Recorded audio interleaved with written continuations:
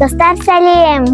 Мемлекеттік академиялық филармонияға концерт көруге келдім.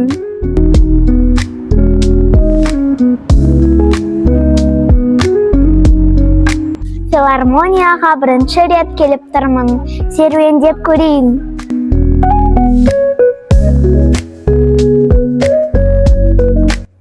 Еркеғали Рахмадиев атындағы филармония Астанадағы ең әсем әрі өнерге толы мәдени ордалардың бірі. Мұнда классикалық музыкадан бастап, әлемге әйгілі шығармаларға дейін жанды түрде орындалады. Әрбір концерт көрерменге қуаныш пен ерекше шабыт сыйлайды.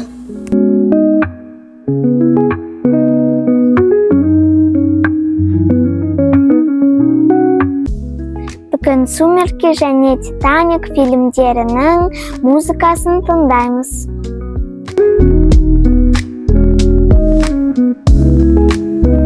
Концертке келердің алдында түсіну үшін осы фильмдерді бірнеше рет көріп шықтым.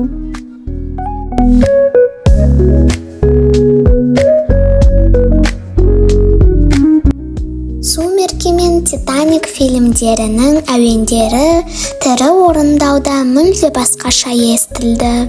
Жүрекке терең жетіп, шынайы әсемдік сыйлады.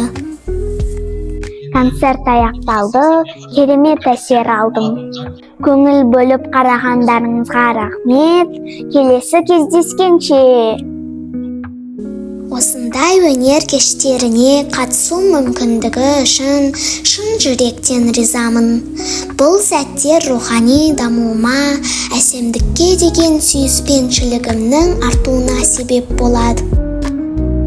Егер видео ұнаса, лайк басып, арнаға жазылып қойыңыздар.